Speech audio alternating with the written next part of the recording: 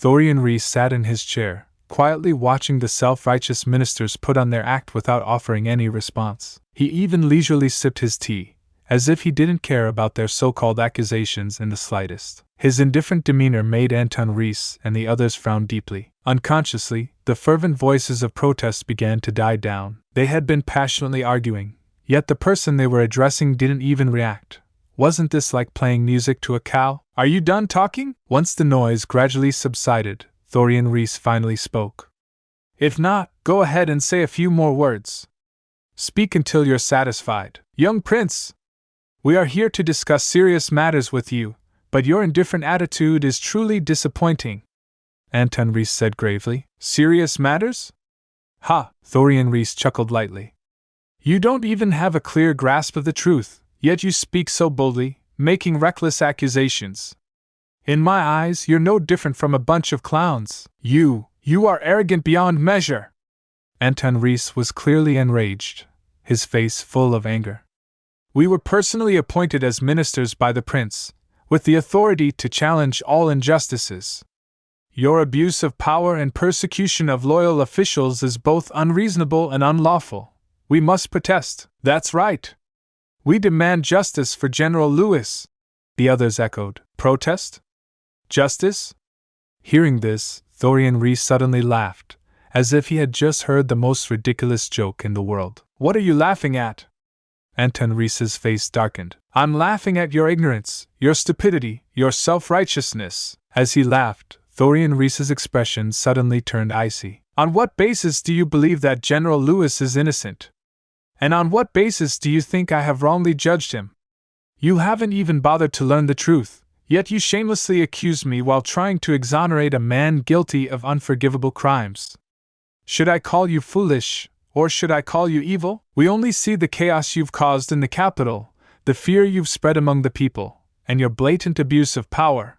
We see nothing else," Anton Reese retorted loudly. "Is that so? Then today, I will make you see everything clearly." Thorian Reese waved his hand.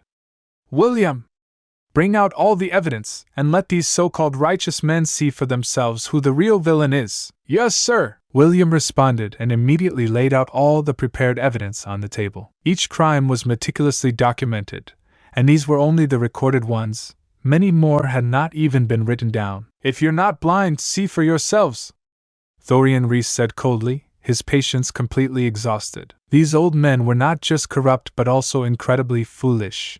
Foolish beyond salvation. Anyone with even a shred of intelligence would know that this was the worst possible time to pick a fight. How can this be? Did General Lewis really commit all these crimes? This is too much. Even TV dramas wouldn't dare to portray something this extreme. Looking at the overwhelming evidence before them, the ministers exchanged glances, their brows deeply furrowed. This wasn't just about minor corruption. These were crimes of bloodshed and mass murder. There were hundreds of direct victims, and the number of indirect victims was uncountable. Even just looking at the photographs and written records was enough to make their skin crawl. They themselves had their fair share of scandals, but their wrongdoings paled in comparison. The phrase outrageous beyond human comprehension was no exaggeration. If these crimes were truly committed by General Lewis, then their efforts to defend him today would be nothing short of aiding and abetting a monster. "Now, do you still have anything to say?" Thorian Reese sneered. Faced with his question, the ministers looked at each other, momentarily speechless. If General Lewis was truly guilty of such unforgivable crimes, then even with the greatest courage, they wouldn't dare to plead for him anymore. "No! Impossible!" After reading through the evidence, Anton Reese's expression turned incredibly grim, but he still stubbornly refused to accept it. "Where did you even get this so-called evidence? General Lewis is a loyal and righteous warrior. How could he commit such heinous acts? I believe this is a deliberate setup." His words immediately gained traction, with several ministers nodding in agreement. To them, General Lewis had spent his life on the battlefield, fighting for the country and the people, a hero in every sense. It might be believable if he had acted recklessly in a moment of anger and made some mistakes, but to say he had committed such monstrous atrocities? That seemed far-fetched. Perhaps this was a ploy by enemy forces to frame him and sow discord within West Lucosia. "Anton Reese! The ironclad evidence is right in front of you. Yet you still refuse to accept the truth? Could it be that you and General Lewis are involved in some shady dealings? Thorian Reese's eyes flashed coldly. His patience was at its limit. Because Anton Reese was an elder of his clan, he had endured and tolerated his provocations again and again. But if Anton Reese still refused to back down and continued this pointless argument, then he would show no mercy. And just can't accept it. This can't be the end, yet you promised to never leave. And now you're gone, can't believe.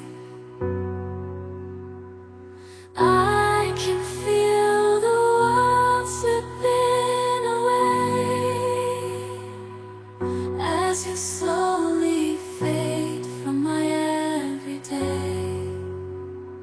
You promised forever a love without end, but now I'm left broken, struggling to mend. I thought we were so tied, destined for a lifetime, love with no end, love with no end. Staying in my imagination, memorizing the past time, the secrets, the love, the care, now they're echoes in the air.